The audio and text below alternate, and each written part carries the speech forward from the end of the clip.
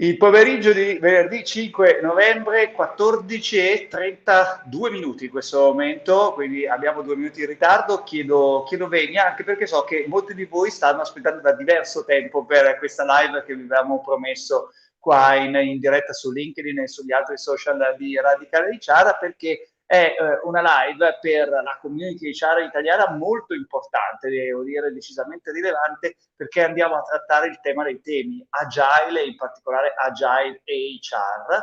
Possiamo essere davvero agili, possiamo lavorare in maniera diversa e noi HR per primi sappiamo ripensare e ridisegnare tutti i nostri processi in ottica agile, ma soprattutto che vuol dire ripensare e ridisegnare i nostri processi, il nostro modo di lavorare in ottica agile. Dico che molti di voi aspettano da tempo perché avevamo promesso questa diretta qualche giorno fa, poi abbiamo avuto un piccolo inconveniente, come capita, come dire, nei migliori dei media, in questo senso immaginiamo un po' Radical HR come un media, e eccoci qua questo venerdì pomeriggio con due ospiti straordinari che tra poco vi vado a introdurre per trattare appunto il tema dell'Agile HR in un momento molto importante dal punto di vista della trasformazione del lavoro all'interno del nostro paese, in un momento molto importante anche per noi di Radical HR, perché come sapete abbiamo riaperto le iscrizioni di Radical HR Club fino al 19 di novembre, quindi ci sono 2 settimane da ora, sapete, quando ti parte il cronometro, ma scherzi a parte, insomma, per tutti gli HR che vogliono far parte di una community che a oggi ha già superato insomma i 400 persone e le quasi 300 aziende che vi partecipano. E a proposito di appuntamenti che vi devo dare in apertura prima di introdurre i nostri ospiti, sabato, non domani, ma sabato 13 novembre, quindi il prossimo, facciamo Radical HR Open, 3 ore di formazione totalmente gratuita per tutti i colleghi e per tutte le colleghe HR che hanno voglia di apprendere cose nuove. Tra poco vi metto il link anche in sovraimpressione per iscriversi, radicalhr.it/open, per iscriversi al club a radicalhr.it. Comunicazioni di servizio iniziale terminate. Stiamo insieme per 20-25 minuti con un paio di ospiti, dicevo, straordinarie, che intanto vado ad accogliere qui con noi.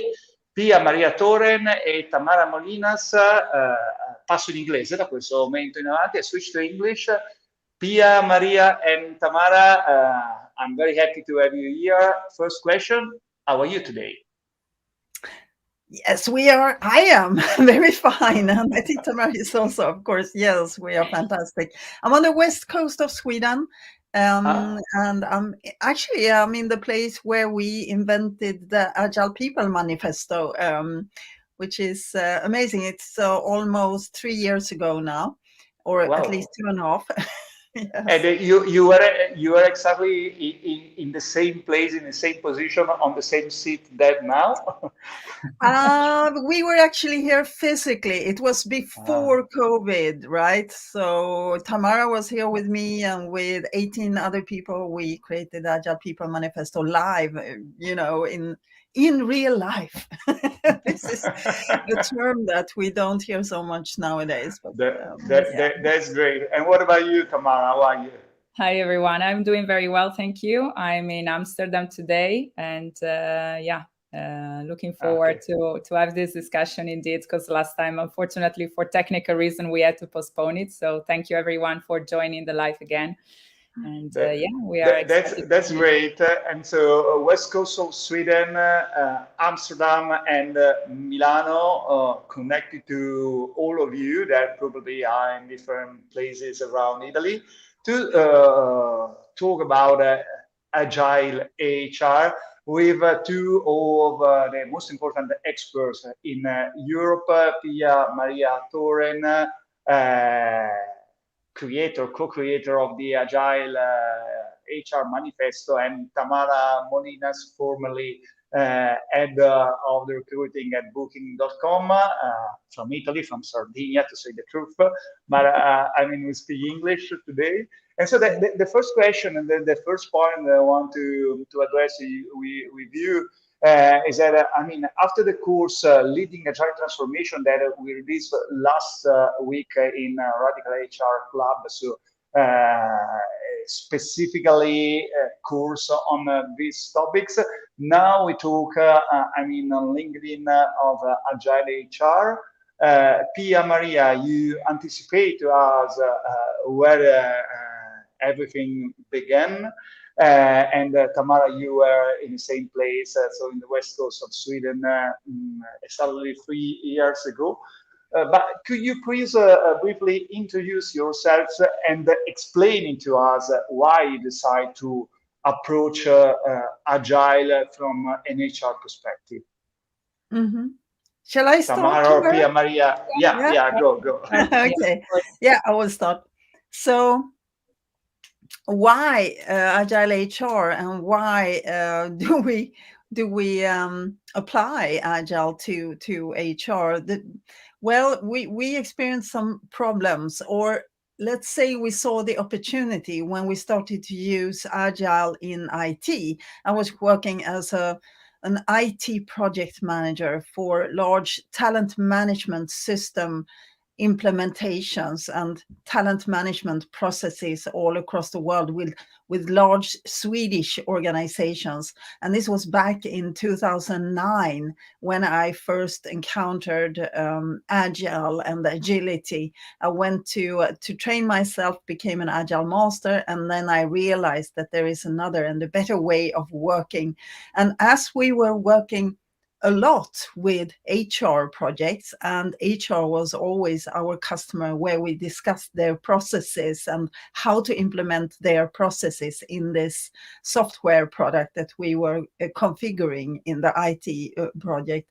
Of course, we were thinking about how could you then use, instead of the old traditional performance process, compensation and benefits, talent acquisition, etc., the rigid, rule-based, many times very hurtful processes for the organizational culture. How could you then apply Agile to HR? So we started to experiment with that in our software product, and we started to talk to HR. What about if we did it this way instead?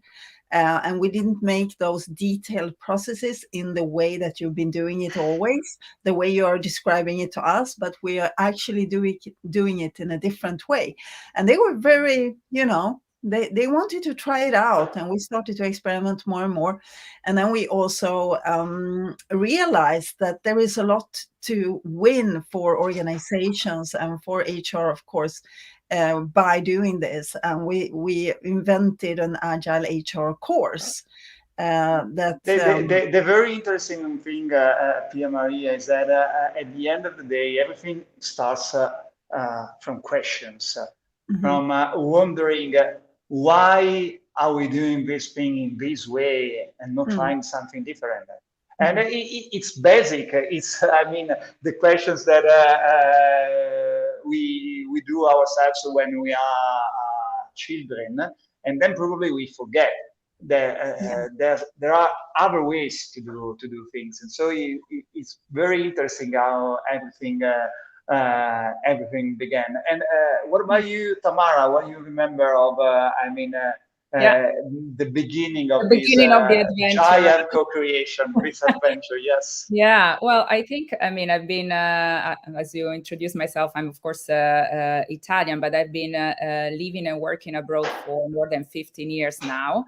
And approximately 8 years ago, I joined an organization that made me discover the Agile way of working, as I was supporting very actively the tech and product department.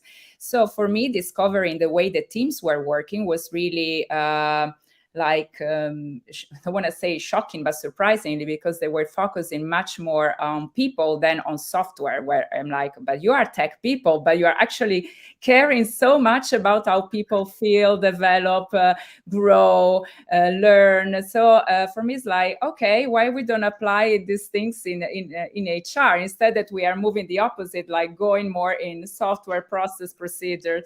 So in that sense, I really started to look around. I remember remember on internet, like, is there something like Agile HR? And there was very little 7 years ago. But the only thing I found, which was very funny, was an interview from Jürgen Appelo to you, Pia-Maria. And Yes. I watched the interview. I'm like, oh, I think she has something that she says something that I really believe in. So I need to connect to her. So I start trying to connect to her. And then we start, having conversations. At the time, I was based in South America. So I when I come back to Europe, I joined the movement. And since then, I never left this Agile People community, because it's really part of who I am, and really help getting fresh perspective all the time. Having someone like-minded that is understanding what you're talking about is a little bit, as I want to say, Alessandro, something you are trying to achieve in Italy with this project, which I'm strongly supporting, because being part of such community can only enrich the experience of people in their work and also life. The very interesting thing is that listening to you, the first thought in my mind is I'm so jealous, because I wanted to be with you 3 years ago, because it was exciting. Starting from scratch and imagining there could be another way of being and doing HR. And so you created something, extraordinary. And then, from that experience came out the Agile People Manifesto and the book Agile People Principles. And reading the book, there are 2 principles that for me are so important, and I would listen your opinion on those. There are authenticity and adaptability. Sorry, there are, 2 very important things that too often we completely forget to apply in our daily jobs and our daily professional life, isn't it?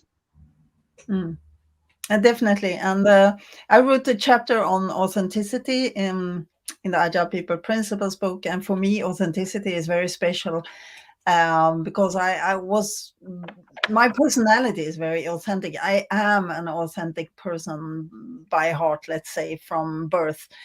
I always thought that being yourself and being able to be yourself at work, as well as in private life, of course, is very important to me. But then you can also be too authentic, let's say, and then you start hurting people with your authenticity. But I think authenticity is necessary for people to be able to perform, to be able to be happy at the workplace. If you always go to work and you put on a mask when you park your car outside on the parking lot, and you go into the office, you wear this mask all day, and then you go out, you take off the mask, and you become really yourself. It's obvious that you will not feel so good at work if you're always playing a different role and you're not really yourself. So I think it's crucial for people to be able to show who you are really at work. That's very important, and it's something that we miss. And it's not because of the work environment. Sometimes it's because of us, because we don't follow that attitude, and we think we should be something different, and so we start acting. But at the end of the day, we are not so good actors, so it doesn't work. And Tamara, you want to add something on these 2 principles? Yeah, for sure. I actually wrote the chapter about adaptability, and I specifically chose the topic because at the time we were writing the book was at the beginning of the pandemic, and especially the lockdown for many countries, especially Italy. I think it was the first one who moved into that. And for me, it was like, okay, how I could help. With my ideas or with my theory to have people that are more open to adapt. because by nature we always say we are not adapt people to change. But on the other hand, I actually think it's an important quality and competence to develop, especially in a world that is changing so much, and change is going to be part of our life forever. So it's not like, okay, the pandemic is gone, then everything goes to normal. No, there's going to be always something that we need to adapt to. So I look at these competencies not as a passive, but rather an active things to exercise to do. I see it a little bit more in line with probably the anti-fragile concept of Taleb that it applied to, of course, the economic market, but you're looking a little bit more to people, how to, thrive, to change, or at least take the best that you can and learn and grow all the time. So yeah, that's how a little bit I would summarize that. I used some example in the book on how to do it. I talk about emotional intelligence. I talked about even OKRs in how to help achieving that, as we also want to keep, of course, our focus very, very laser focus in a way, but at the same time, we need to have the flexibility to really continuously change it or how to get there. So yeah, that's the big challenge today. I mean, continuous change and being adaptive to all the different things that happen every day. Considering that, our companies changing every day, and our people want to change and are definitely looking for a different approach to work. So from your perspective, what are the main challenges that HR professionals have to face today? And considering these challenges, what are you observing from your point of view? What is happening, what is working, and what is not? Yeah, I believe that the biggest challenge right now, partly because of the pandemic, is to create the psychological safety and the trust needed in the workplace, and trusting people, although they are not there in the office, right? This is hard for management, for some management who have the need for control, but letting go of this need for control and really trusting people and creating that safety for people that they can make mistakes, they will learn from mistakes, they will be able to learn from each other's mistakes as well. And this is what we need if we are going to experiment and work more with trial and error, and to be able to produce the new products and services that our customers want and need for the future. So we need more creativity, we need more innovation on how do we create the right conditions, the right system where people can feel free to experiment and make mistakes and learn. It's by providing psychological safety. And I think HR needs to be the guardians of psychological safety in the organization, because they are the people. They are the people who should provide a safe space, a safe place for all the people in any organization, I believe. So that's a very important task. That's very important, and that's very interesting, because it's not about, the final goal, but it's about creating the environment in which all the people of a company can express at the best themselves, at the best, and then consequently working better, being more productive, being more creative, and participating to the big challenges and results that every company has today. So that's the point. If we start at the end, we forget that we need, the right environment. It's like, thinking of having good, lemons, for example, forgetting that we need the right place, the right sun, the right water, and I'm not an expert of lemons, to say the truth. Yeah. Tamara, It's a good metaphor, a very good metaphor, Alessandro. The lemon. because I have a lemon tree on my balcony in Milano, and I prepared limoncello some weeks ago. Maybe just to contribute to that thoughts. Indeed, as you said, I think the most important part is try to create the right preconditions in the workspace so that people can free up their potential. They can feel like able to create, innovate, speak up, everything you said. And then, we are still facing, I say, the aftermath of COVID-19, and we're going to have still more challenges ahead. And of course, on our plate, we still have how to combine the physical with the, digital way of working, what kind of environment to create. And, we have so many topics, as you said, but it's always important not to focus just on one thing, but really thinking about the big picture of where we want to go. Otherwise, we go back into our trap that is like solving just, some problems, but that losing, the direction. Where is that we want to go? What is that we want to create? And I mean, if I would like to focus on something as well that I think would be critical to create this condition, would be probably creating a sort of inspiring leadership environment where the leaders will be role models and also the guardian of the culture and everything we want to achieve, as I think we can do this together with them. That's very, very interesting, Tamara. And just the last question for you, Pia-Maria, and then I have another question for you, Tamara. Speaking of HR professionals, what should be the purpose today of people working in HR?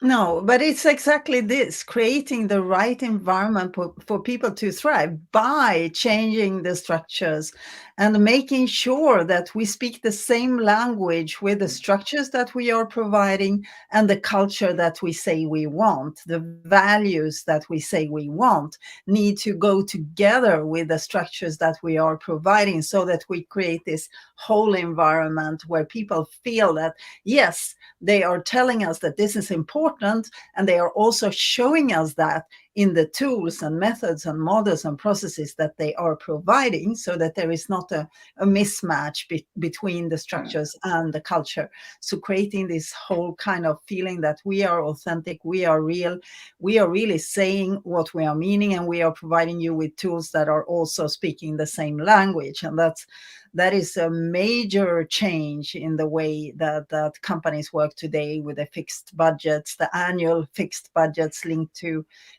performance targets and the rewards and bonuses. This is where we need to start thinking about what could be alternative structures and ways of working instead of these old-fashioned methods and models. And that, of course, involves leadership a lot as well.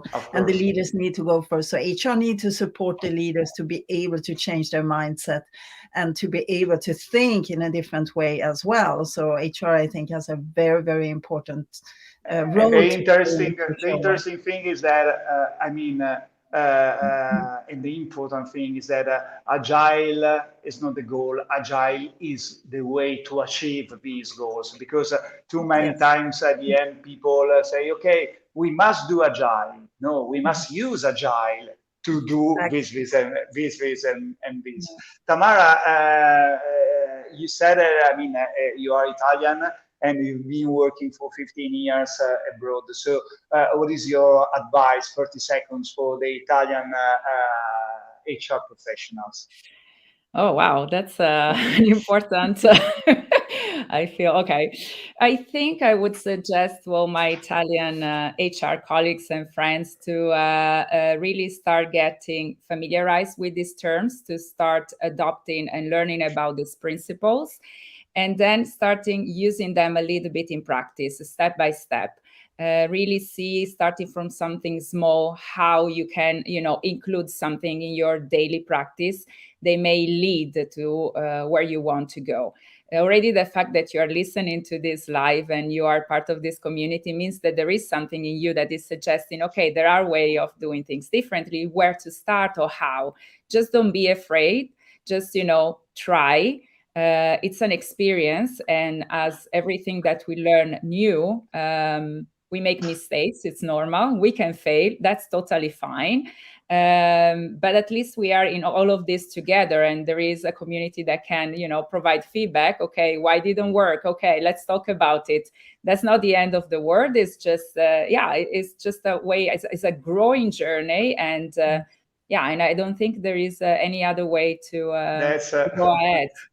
That's super important. So again, I just a recommendation to all of you that I participating to this live. There's a website, agilepeople.com, and a fundamental book for your future. That is the Agile People Principles. And then for all of you that are, part of Radical HR Club, there is the course with Tamara Molinas and Pia-Maria Thorén. Pia-Maria, Tamara, again, thank you very much for being with us and for your, big contributions to the future of HR, to the future of the work in our companies. Thank you, and have a good day. Thank you, Alessandro. Thank you, Alessandro. Have Thank a good day, you too. watching. Yeah. Grazie a Bye-bye. tutti, arrivederci. radicalhr.it, conoscete bene come sito. Grazie ancora a Pia-Maria Thorén, Tamara Molinas e a tutti voi per essere stati con noi.